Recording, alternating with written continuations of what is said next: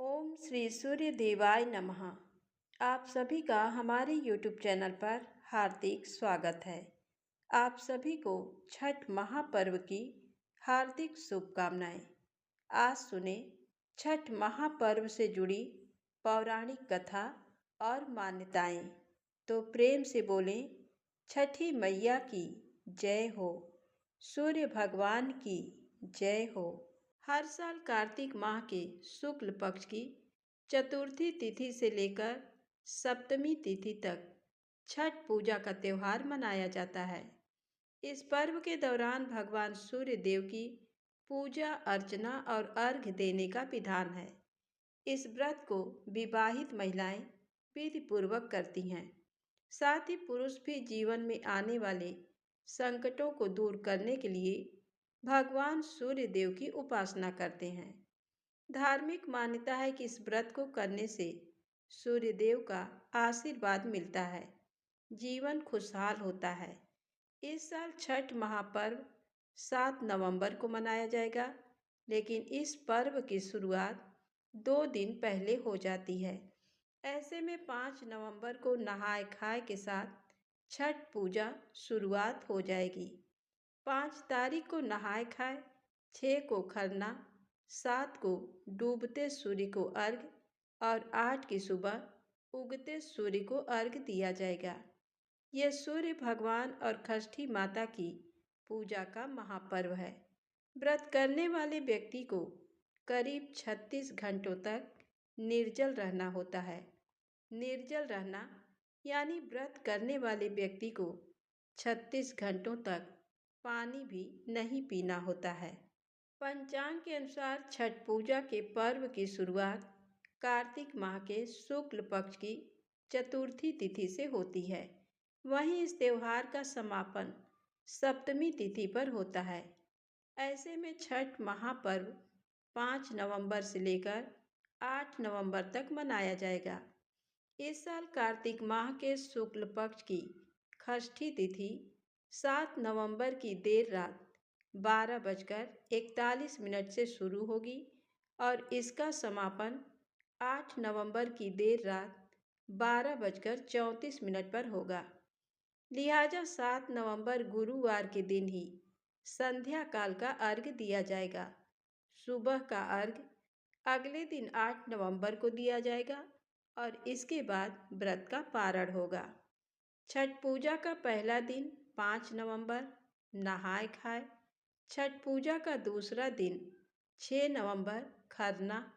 छठ पूजा का तीसरा दिन 7 नवंबर संध्या अर्घ्य। छठ पूजा का चौथा दिन 8 नवंबर सुबह का अर्घ्य। नहाय खाए से छठ पूजा की शुरुआत होती है। इस दिन श्रद्धालु नदी या तालाब में स्नान करते हैं। अगर नदी में नहाना संभव ना हो तो घर पर भी नहा सकते हैं।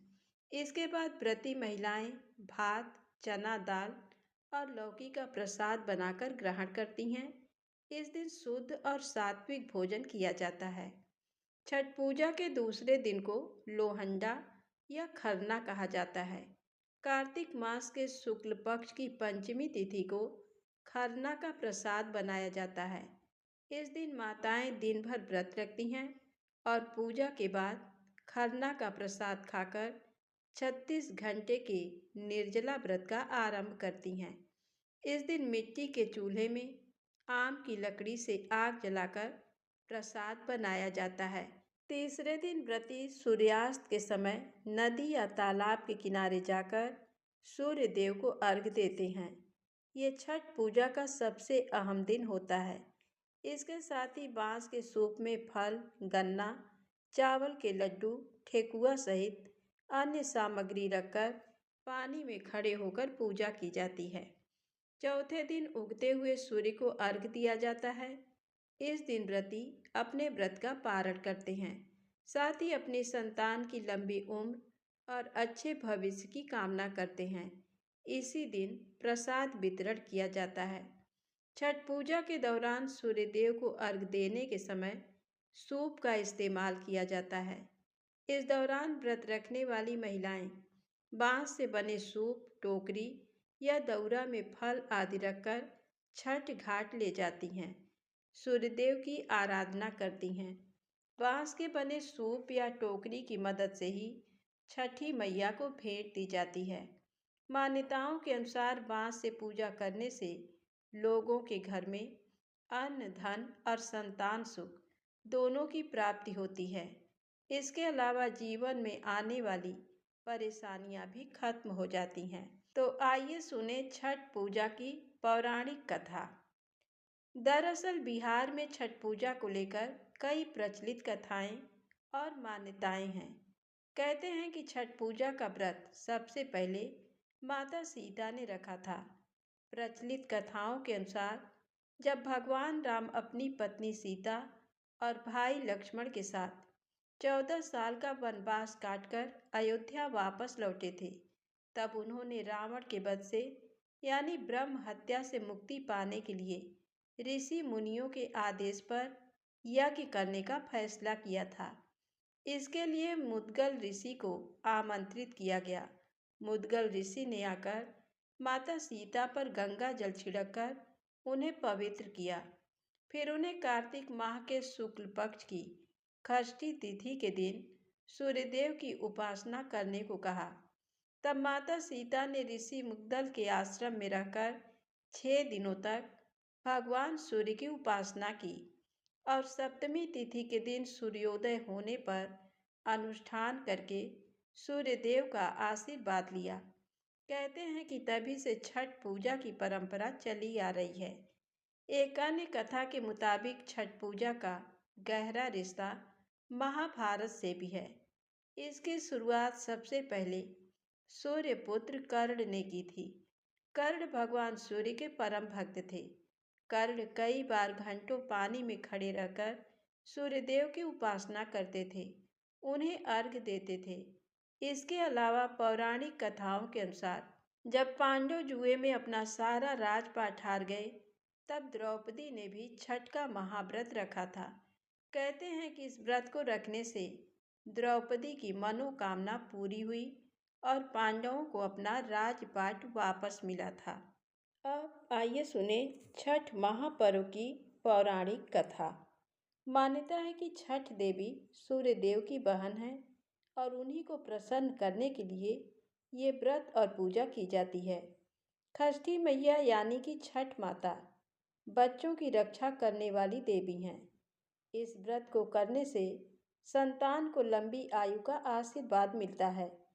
शिशु के जन्म के 6 दिन बाद इन्हीं देवी की पूजा की जाती है।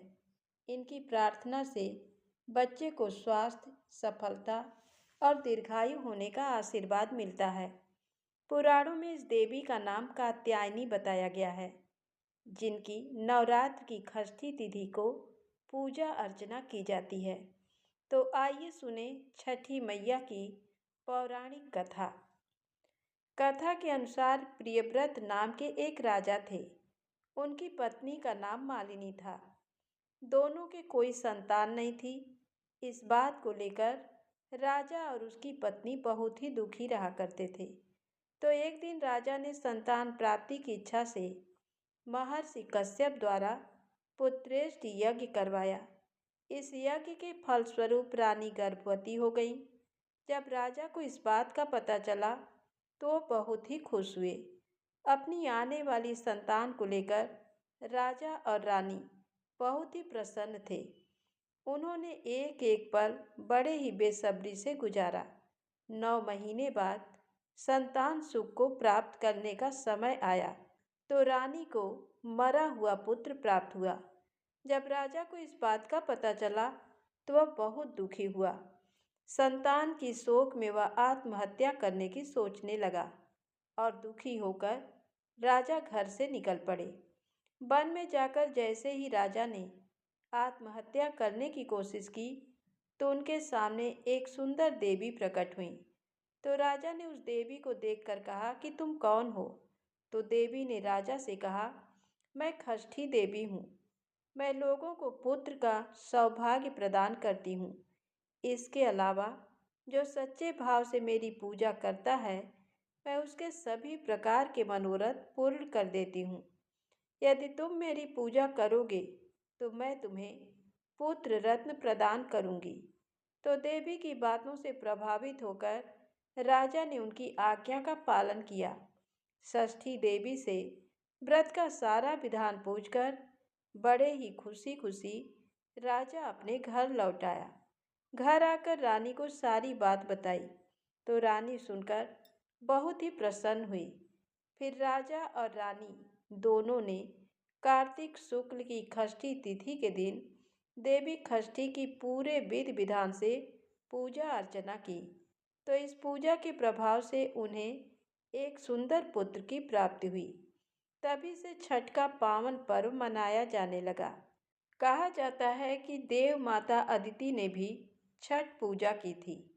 एक कथा के अनुसार प्रथम देवासुर संग्राम में जब असुरों के हाथों देवता हार गए थे, तब देव माता अदिति ने तेजस्वी पुत्र की प्राप्ति के लिए देवार्क के देव सूर्य मंदिर में छठी मैया की आराधना की थी। तब प्रसन्न होकर छठी मैया ने उन्हें सर्वगुण संपन्न तेजस्वी संतान होने का आशीर्वाद दिया था।